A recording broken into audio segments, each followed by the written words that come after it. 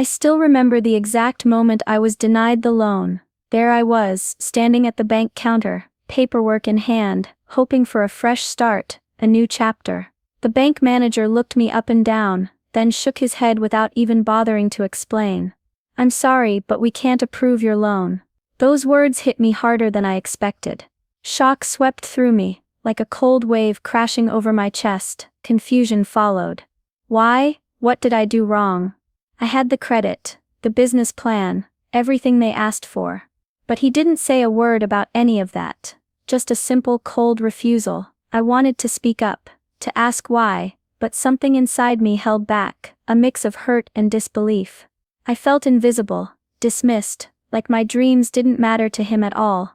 It wasn't just about the money, it was about respect, fairness, and being seen as a person, not just a number or a stereotype. What he didn't realize was who I really was, and what power I quietly held in my hands. This wasn't just any woman applying for a loan, this was a woman who owned the very bank where he worked, and when he finally found out, his world turned upside down in a way no one could have expected. "I want you to understand who I am, not just the moment at the bank, because that moment wasn't random, it was the result of everything I've lived through, everything I've fought for. I'm not just some woman asking for money, I'm a woman with dreams, with grit, and a story that most people don't see." Growing up, life wasn't easy. I was raised in a neighborhood where opportunities were rare, and people like me, black women, had to work twice as hard just to be noticed. My parents did their best, but money was always tight, and the world wasn't kind to us. I saw early on how people judged me before they even heard what I had to say. Sometimes their looks or their words cut deeper than any wound, but I refused to let that define me. I was determined to build something different. Not just for me, but for my family, and for the community that raised me. School became my escape and my battleground. I studied late into the night, sometimes with a rumbling stomach, but I pushed through. Every diploma, every small win was a step forward, a way to prove to the world and myself that I was capable of more. I always dreamed of owning my own business, creating a place where people like me could feel welcome, where dreams like mine could take root and grow. But dreams need fuel, and that fuel is money, loans, investors, support. They're the lifeblood of starting something real. This loan, it wasn't just a check or a number on paper, it was the key to opening a new chapter. With that money, I could finally launch my business plan, the one I had worked on for months, the one that could change everything for me and others like me. I knew the road wouldn't be easy. I've faced skepticism before. Doors slammed in my face, assumptions that I wouldn't succeed because of the color of my skin or because I'm a woman. But I've learned to carry those moments like armor, to turn pain into power, and I prepared every single document, every detail, to prove beyond doubt that I was ready and qualified. So standing in that bank, hearing the no, it wasn't just a refusal of a loan, it felt like a refusal of my whole story, my effort, my worth. Yet despite the hurt, I stayed calm, because I knew there was more to this story. I had come too far, fought too hard, to let that moment break me. The morning of the appointment, I woke up with butterflies in my stomach, not because I was nervous, but because I was excited, hopeful. I had double-checked everything. The business proposal, my credit score, my bank statements. Every single piece of paper in that folder had my sweat and late nights behind it. I even dressed the part, professional, confident. I wanted them to see I meant business. When I walked into the bank, it smelled like polished wood and cold air, the kind of place where money moves quietly, behind glass walls and silent glances. I walked up to the front desk and told them I had an appointment with Mr. Cartwright, the loan manager. The receptionist gave me a quick look. Her smile didn't quite reach her eyes, but she nodded and told me to wait. 10 minutes passed, then 20. I stayed seated, legs crossed, clutching the folder in my lap, reminding myself to stay calm. Finally he called me in. Mr. Cartwright didn't stand to greet me. He barely looked up from his screen when I sat down. His office was neat, cold, and the air between us felt tight. I introduced myself, offered a handshake. He paused a second too long before taking it. I started explaining my business plan, laying out the numbers, the projections, the passion behind it. I told him about the community center space I had found, about the mentors who were supporting me, about my dream to open a wellness cafe that offered more than just food, hope, education, a safe space. But the longer I spoke, the more his eyes wandered to his computer screen, his pen, the clock. He didn't ask any questions, didn't nod or engage, just sat there, arms crossed, with a faint smirk on his face, like he was humoring me. When I finished, there was a moment of silence. I waited for him to respond, to say something, anything, that showed he had heard me. Instead he leaned back in his chair and said, "Look, this kind of thing, it's risky. Starting a business takes experience, and well, I'm not sure this is the right fit for our loan program." No mention of my credit. No mention of my solid plan, no feedback, just a flat dismissal, like I hadn't done any work at all. I felt the words hit me in the chest. I sat there, stunned. My hands tightened around the folder in my lap, my heart pounded. I wanted to ask him why, really why. Was it my business idea, my lack of experience, or was it something else entirely? But instead I took a deep breath and said quietly, "Is there any specific reason? Something I can improve on?" He shook his head. "It's just not a good match," he said, looking past me like I was already gone. It wasn't the first time I'd been dismissed. I remembered being in high school, raising my hand over and over in class, only to be ignored. I remembered job interviews, where the tone changed the moment they saw my face. I remembered being followed in stores, talked down to at car dealerships, and told to smile more, during serious meetings. And here I was again, qualified, prepared, passionate, and still being treated like I didn't belong. But I refused to let him see me break. I stood up, gathered my papers, and said calmly, "Thank you for your time." He didn't respond, just turned back to his screen. I walked out of that office with my head held high, even though my heart felt like it was sinking. That no wasn't just about money, it was about dignity, about being seen. And in that moment, I promised myself that this wouldn't be the end of the story. Because what Mr. Cartwright didn't know was that the real surprise was still coming, and it would change everything. I didn't go home after leaving Mr. Cartwright's office. I didn't cry. I didn't rage. I just walked outside, stood under the clear sky, and let the silence wrap around me. I needed a moment to breathe, to think. Because as much as that man had tried to shrink me with his words, he didn't know the full truth. Not yet.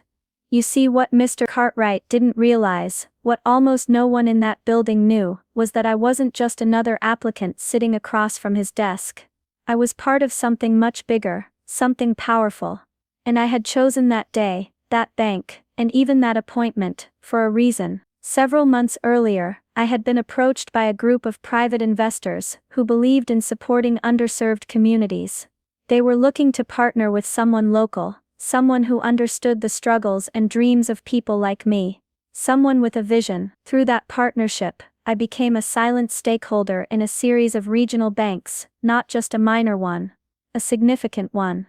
I had quietly worked with their legal team, reviewed portfolios, attended meetings under confidentiality agreements. The deal was discreet, handled through layers of legal names and business entities. And recently we had completed the acquisition of a majority share in none other than the bank I had just been denied a loan at. The ink was dry. The announcement to staff was scheduled for the following week. But standing there, on the sidewalk outside, I decided I wasn't going to wait. I turned around, walked back inside, and asked the receptionist if Mr. Cartwright was available again. She looked surprised, maybe a little uneasy, but called his line. A few minutes later, I was back in his office. He didn't look thrilled to see me, he said, clearly not remembering my name. "I just wanted to follow up on our conversation," I said gently, placing my folder back on his desk. He sighed, obviously irritated. "As I said, your application doesn't meet our requirements." I opened the folder, not to show the business plan this time, but to pull out a single envelope. It had the acquisition documents inside. I slid it across the desk, watching his eyes narrow. "What's this?" he asked, not touching it yet. "Something you'll want to read," I replied, my tone calm, almost soft. He opened it slowly, reading the top page. then the second. His eyes scanned the signature line, then he blinked, leaned back, and stared at me. This is, he stuttered. I nodded. Yes, I'm the new principal stakeholder.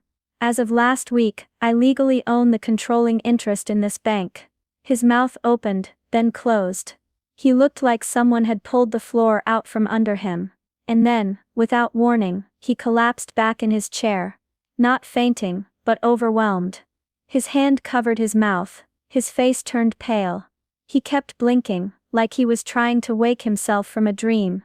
I sat there quietly, not saying a word. It wasn't about revenge. I didn't want to gloat, but there was something deeply satisfying about the silence that filled that room. The shift in air, the shift in power. This time, I wasn't the one being dismissed. I was being seen, not because I raised my voice, but because I had risen beyond his limited view of me. He finally whispered, "I didn't know." I looked at him, not with anger, but with a strange quiet understanding. "That's the problem," I said. "You didn't even try." I stood, gathered my folder, and left the envelope on the desk. I didn't need him to apologize. The truth had spoken loud enough, and as I walked out of that office, the eyes that once looked past me now followed me with silence and awe. That day wasn't just a personal victory, it was a reminder that change doesn't always come in the way people expect. Sometimes, justice walks in quietly. Sometimes, it wears heels and carries a business folder. And sometimes, the woman they underestimate owns the whole building. That moment in Mr. Cartwright's office didn't just change how he saw me, it changed how I saw myself. I had always known I was strong, but something about standing my ground so quietly, so confidently, gave me a deeper sense of peace. It wasn't just about proving a point. It was about proving to myself that I didn't need permission to succeed. I already had the power, I had just chosen to move in silence until the right time. Owning the bank opened a door I never imagined I'd walk through. I thought I just wanted a loan to start my business. Instead, I became part of something far bigger. Suddenly, I was in rooms where decisions were made, real decisions that shaped neighborhoods, that affected families, that decided who got a chance and who got turned away. The bank changed too. Word spread quickly. People looked at me differently, not with pity or skepticism, but with respect. Some of the staff were shocked. A few were uncomfortable, but most were curious, willing to learn, and ready to see things in a new way, and that mattered more than anything. I didn't fire Mr. Cartwright. I thought about it, trust me. But I decided against it. I wanted him to see what real leadership looked like. I had a meeting with him, this time in my office, and we talked honestly. I told him how it felt to be dismissed. I told him why his attitude wasn't just bad manners, it was part of a bigger problem that held people back. People like me. People like the young women coming after me. He listened. I don't know if it changed his heart, but it changed the atmosphere. Because I wasn't just there to run things. I was there to change them. We started revising the bank's loan review process. We added programs that focused on minority-owned businesses and first-time entrepreneurs. I brought in financial educators, mentors and outreach partners from the community. We held workshops and open-door events. For the first time, people who had always felt ignored started to feel seen. But I wasn't doing it for recognition.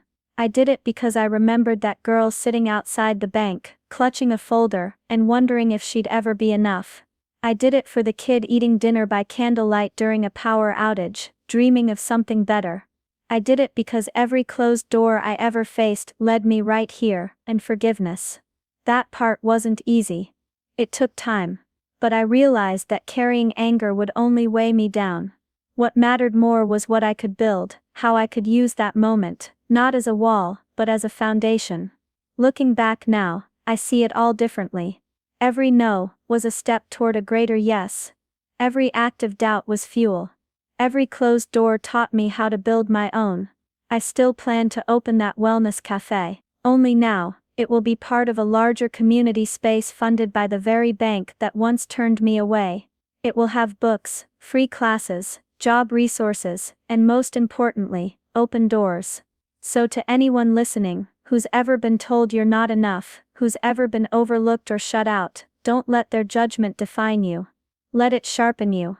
Let it strengthen your fire. You don't need their permission to rise, because one day, they might look up from their desk and realize, too late, that the person they doubted owns the room. If you've ever been told you weren't good enough, smart enough, or strong enough, please, hear me now. You are more than enough. Your dreams are valid. Your voice matters. And even when the world doubts you, even when the doors close in your face, don't give up. Keep pushing, keep rising. Because one day, your quiet strength will speak louder than anyone's doubt ever could. This story isn't just mine. It belongs to anyone who's ever faced injustice. To anyone fighting to be seen. I hope it made you feel something. I hope it reminded you of your own power. If this story touched your heart, please like this video, leave a comment with your thoughts, and subscribe to the channel. And if you believe in justice, in second chances, and in the power of perseverance, share this story. Let someone else hear what's possible. Thank you for listening.